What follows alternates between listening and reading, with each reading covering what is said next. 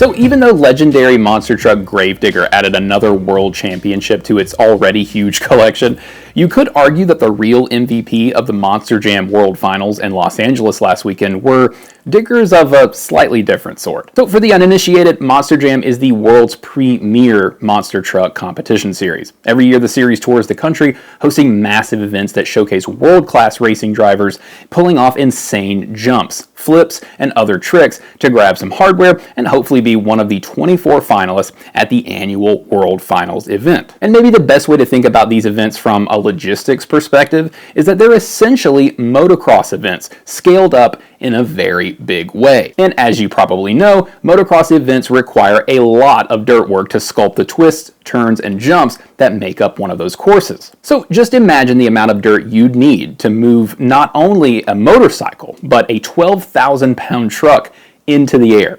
In other words, you can't have Monster Jam without construction equipment. Last year, Monster Jam announced a partnership with JCB that not only made the UK-based equipment manufacturer the official heavy equipment partner of Monster Jam, but also added an incredible new truck to the Monster Jam field, JCB Digatron. So we were extremely fortunate recently in having the incredible opportunity to head to Los Angeles last weekend and see the massive amount of dirt work that goes into making a Monster Jam event possible at the 2024 World Finals event at SoFi Stadium. More than 60,000 people piled into the stadium to see which trucks would reign supreme. So let's start with a look at the setup of this event, and then we're going to take a look at JCB's awesome backhoe-inspired Digatron truck. As I said at the top, putting on a Monster Jam event is a really big undertaking. In fact, preparations for the Monster Jam World Finals that I visited in LA started a full year in advance. Building the World Finals track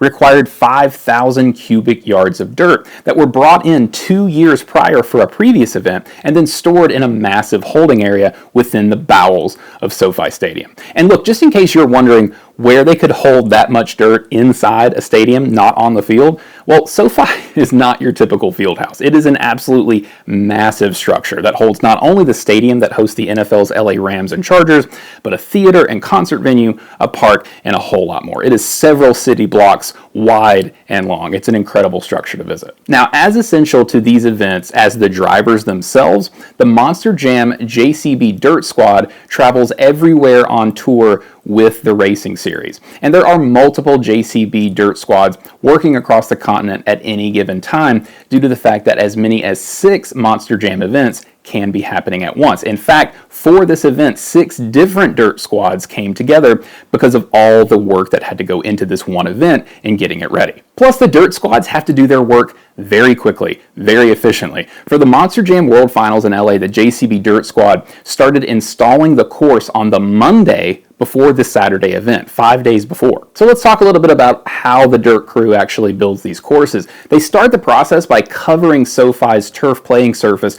with a protective covering made of 20 by 10 foot plastic sheets. Then the crews place down a felt covering before bringing on those 5,000 cubic yards of dirt. And even though every Monster Jam event has a variety of different events and competitions such as, highest jump and two-wheel tricks, the main event of these competitions is always comprised of just 2, the racing event and the freestyle event. Now, the racing event is exactly what it sounds like. It's a race. Actually, it's 23 races because it's bracketed into like a tournament format where the trucks face off 1v1. But if you were like me and you were excited to see just how 2 monster trucks were going to race side by side, this is how they do it. So like I said, 2 trucks start at the starting line head to head, pointing the same direction to see who can make it through this S-shaped course the fastest. Now, typically, the course is set up in a chase style or a Chicago style track where the trucks actually line up on opposite sides of the arena and then they run through the course simultaneously but from opposite ends, and the best time wins. But for this year's World Finals, Monster Jam wanted to do something a little bit different. They wanted to implement a more motocross style head-to-head design. Now, they had done this before, but they implemented an all-new design, not new in concept, but in sheer scale. As I said, the design is more like motocross in the sense that the trucks are able to line up side by side, and then they progress through the course at the same time going through each of the turns, basically right next to each other for the majority, via an inside and an outside lane. Now, designing this track, like all tracks, was painstaking work for the Monster Jam track designers, because they had to make sure that two of these trucks could safely race side by side while maximizing, obviously, the thrill of the race, the hairpin corners, the huge jumps, etc. Now, the JCB Dirt Crew was able to shape this new track design in just 2 days, leaving ample time for the drivers and teams to get out there and practice and get a feel for the course before the event. Now, when it comes to the specific dirt work required to shape these courses, dozers are brought in the early stages to ensure proper grading, and then JCB wheel loaders, compact track loaders, and the one-of-a-kind JCB teleskid come out to perform precise shaping of the course's lines. Meanwhile, JCB telehandlers are also used to move objects such as car bodies and other materials onto the surface and off for use as obstacles and for building jumps. Now, Monster Jam officials noted that the JCB teleskid has actually become a quick favorite tool of the Dirt Squad, thanks to the added capability that its telescoping boom brings in shaping some of the finer details of the course. For instance, if an operator was shaping a jump ramp, he or she would usually have to drive up that ramp to kind of shape some of the top lines, whereas with a teleskid, they can actually save time, avoid disturbing the rest of the surface by simply telescoping the boom to the point of the obstacle they need to adjust right from where the machine sits. So it's come in really handy in saving the operator's time. All right, so we mentioned a freestyle event. Let's talk about how that works. Now, the freestyle event gives each contestant a full 2 minutes to come out and pull off as many crazy jumps, flips, and other tricks as they can. So what this amounts to is 2 full minutes of pedal to the metal, just going for it as hard and as fast as they can. Huge jumps, multiple backflips, lots of crashes. That's because this event is scored based not only on kind of like the difficulty of the trick, but how cool it looked whenever it was happening. So there's an expert panel that actually gives a score to the driver for their kind of like run. But then there's also the audience vote. The crowd within the stadium actually pulls out their smartphones and rates the driver, and that is factored into the final score. Now, what this means from a track standpoint, however, is that when the racing event finishes up, that racing track has to be converted into a freestyle course. That's right, during intermission, the equipment operators on the Monster Jam JCB Dirt Squad swarm the arena floor to quickly move tons of dirt around to reshape that entire layout. During the World Finals event, once the racing ended, the JCB Dirt Squad began its work, and it quickly converted the racing course's banks into smaller jumps.